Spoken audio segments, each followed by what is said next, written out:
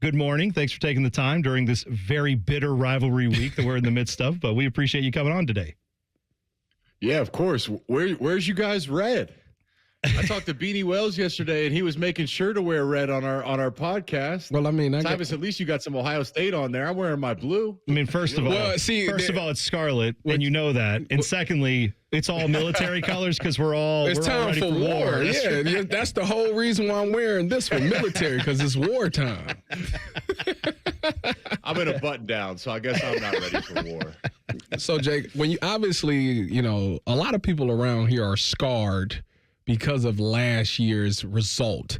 When you look at that game, do you have an answer for like what happened? Because I've been trying to ease T-Bone's mind. He's panicked. He's lived in the Cooper errors, and I'm trying to get him to be like, we're going to be fine this year. Obviously, you don't see it that way. How do the Wolverines win this year? How do the Wolverines win? Yeah. Or how couldn't they win? Because I don't see it, but how could you see them win in this game? Well, I mean, it would start with what you just said. It's this game is clearly mental. It's become mental more than anything. And I think whether it's T-Bone or it's interesting to talk to a bunch of different Buckeye alums or fans, and there's a large percentage of the fan base that is still scarred and is completely hesitant to believe that the Buckeyes are going to find a way or Coach Day is going to find a way to win this. And that's just kind of where you're at in the rivalry, because if you just took all that away and compared the teams on paper, obviously Ohio State's been the better team this year and should win this game. I think, though, that the postseason run last year and winning the national championship and that infamous team meeting, I think that vindicated Ryan Day. I see him. I think he's been a completely different coach throughout the season. And I also think bringing in Matt Patricia is such a key piece to this. Does Michigan score 17 points, 20 points? Like, that's going to be really, really tough for the Wolverines to get there. So it becomes a question of, can Michigan's defense hold the Buckeyes to under 17 or 20 points? And that's also going to be tough. The thing I'll tell you I'm most worried about as a Wolverine is the special teams. Michigan does not win that game last year without quality special teams play. And Michigan's special teams has been extremely problematic this year.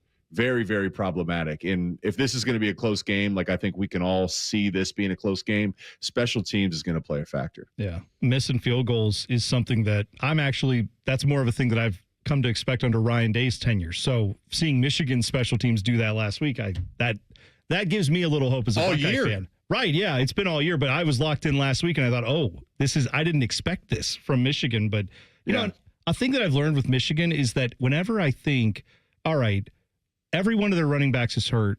There's a guy that they just picked up off the street who was just a guy who was in class last week, and now he's playing running back.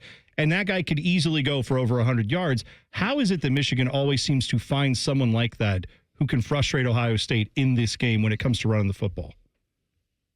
It's the offense. It starts with the offensive line and the tight ends and the wide receiver. I mean, that's Michigan having a crystal clear identity on who they are and who they want to be and their formula for success. Like everyone, including the kicker and the punter, when they walk into Schembechler Hall, knows like, hey, we're the Wolverines. We're going to run the ball. We are going to win games by winning at the line of scrimmage. So that's how it's been Haynes, then Marshall, and last week it's Cusdahl. Whoever it is back there is running behind a dominant offensive line. And this is a young offensive line, too. They're starting 3 redshirt freshmen. The tight end room has been beat up. Max Bredesen, who is like the heartbeat of Michigan's offense, he's like your guy, Zach Boren, back in the day. The fullback tight end hybrid, he got hurt last week in Maryland. He's always a big piece of the rushing battle. It's those guys up front combined with the identity that really kind of allows Michigan to thrive. But I'd say the big difference is this year, Michigan has a young wide receiver in Andrew Marsh. They have a guy, I think he has a chance to be a first rounder someday. I mean, the way he's playing right now, he's a day 2 pick by the time he graduates after his junior year. They actually have an ability to push the ball down the field. They have a quarterback with the arm talent to push the ball down the field and a quarterback with the athleticism to complement that run game. So Michigan is a much more complete offense this year too, which makes it a tougher equation to solve. You know, you just hit on one of the points that I wanted to talk to you about, Bryce Underwood. I mean, obviously, he was the number 1 quarterback. He's got great NIL value, but when you look at his statistics, it just hasn't really jumped off the page. Obviously, he seems like he's been catching his groove these last couple of weeks, obviously having the 2-touchdown game against Maryland last week. Why hasn't he really taken off? Like, you look at a guy like Julian saying this is his first start. I know it's not his first year in college, but this is his first year starting, and his numbers is what it is. Yes, I get the wide receivers, but why isn't that the case for Underwood? And you just talked about him having Andrew Marsh, who's going to be potentially a first-round pick one day. Why hasn't his numbers been better?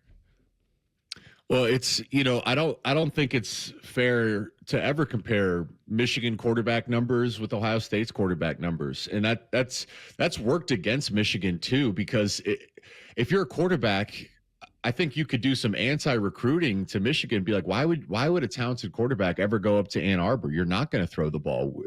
I just told you Michigan wants to run the ball. And I think that's why Michigan had to open up the big time checkbook to get Bryce Underwood in there. And I think they're trying to, evolve as an offense a little bit. But they're never going to be a pass first offense. Michigan's quarterbacks are never going to put up the numbers like what Ohio State's quarterbacks are. But I would say for where he's at as a true freshman, giving where the offense was last year and where the quarterback play has been outside of even really J.J. McCarthy, I think a lot of Michigan fans are really happy with what the quarterback play has put on display this year.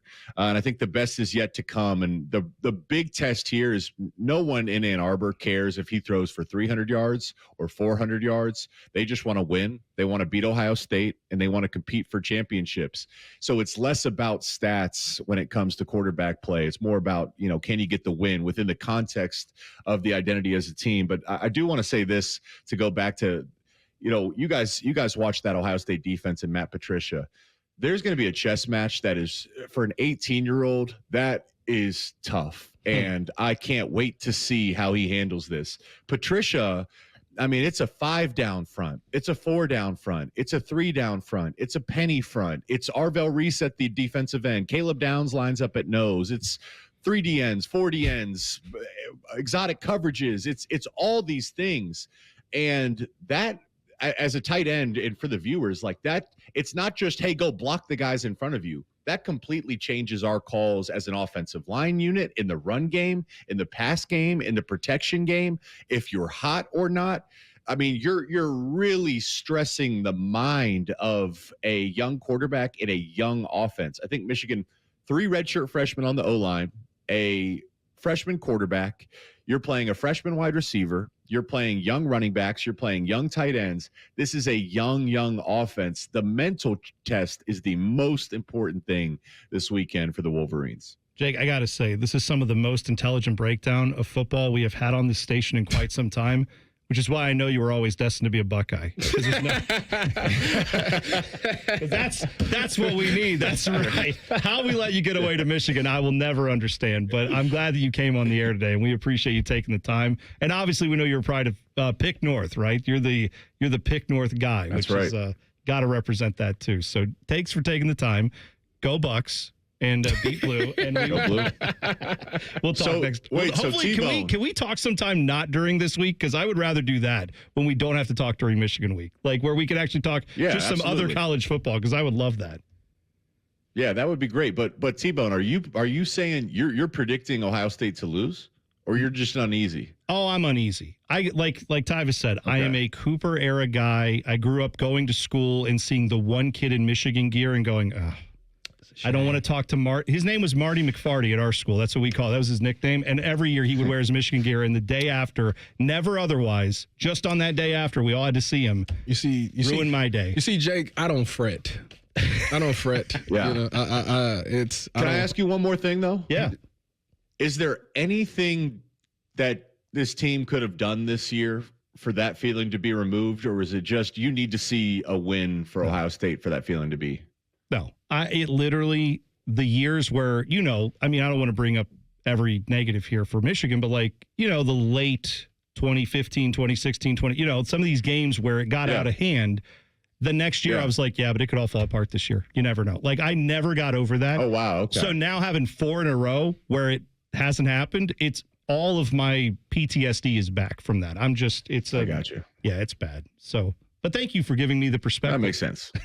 On what I was just trying to understand it a little bit. Tyvis, you grew up, it was the exact opposite. And you played in the exact opposite. So that's why you feel good. Yeah, it's one of those.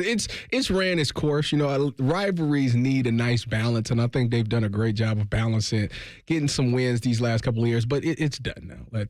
I'm with you on the Ryan Day thing. I think that the loss last year needed to happen. He needed to have that tough meeting with his players. I think ever since then he has been different. I think the biggest thing is that he's learned to adjust and adapt to the game plan. Going out there, okay, it says that every year you have to run the ball to win the game. No, you don't. You just got to win the game by any means necessary. So I'm confident that whatever he needs to do to win this game, he's going to find that mismatch and exploit it. If it's tight though, going into you sound like Dave Portnoy. No, I don't want to hear it. I agree with you 100%, Jake. If it's tight at halftime, I am going to be passed out on the floor in nerves and shock and everything else. It's tied at halftime. I'm still going to feel good. You will too, Tyvis. If it's tight, there's going to be a little seed in your mind saying, here we go again. You'll put on the tough guy persona. Not tough guy, though. You got a great smile, great laugh, but come on. Oh, he'll be nervous. There's no way. 100%. I put my beard on the line, Jake. Yeah, he did. He's going to shave it if are you going to be there? I will be there. The tailgate will be there. Dang, I'm jealous. Yeah, all right. I know. Enjoy. Well, hey, all right, Jake. Thanks, Jake, for taking the time. We'll talk again soon.